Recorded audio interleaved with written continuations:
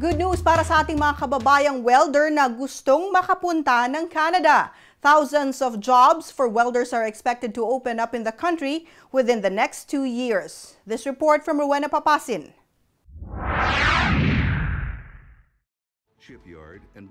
Thousands of new jobs in the skilled trades were created in British Columbia when the federal government gave the Vancouver shipyards the $3.3 billion contract to build 10 new non-combat ships for the Canadian Coast Guard last year. These include jobs in welding and pipe fitting.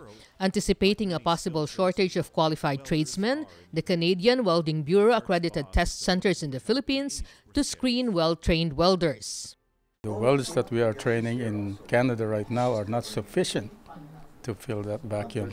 That's why the Canadian government is looking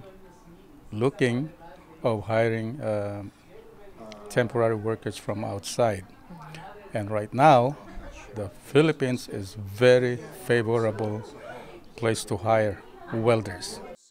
Montes adds that welders will also be in big demand when construction for the pipeline from Alberta to BC begins. He says Filipinos have a natural skill for welding and they have a huge plus over others.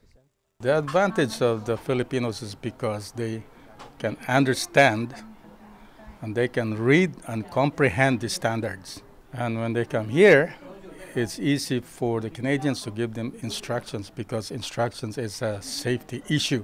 If they cannot follow instructions, it will become safety issue here.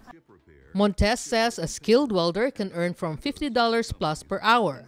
Currently, there are only 3 centers that are accredited by the Canadian Welding Bureau: Brilliant Metal Works, Zoe Training Center, and Primary Structures Educational Foundation, all in Cebu.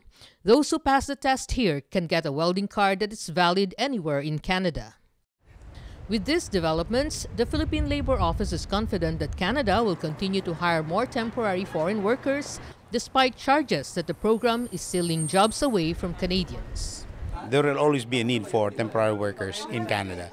If you judge it from the last 5 years, 2010, 2009, 10, 11, 12, until now, talagang pataas ng pataas yung numbers nila.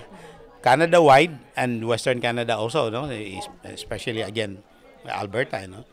Rowena Papasin, ABS-CBN News, Vancouver.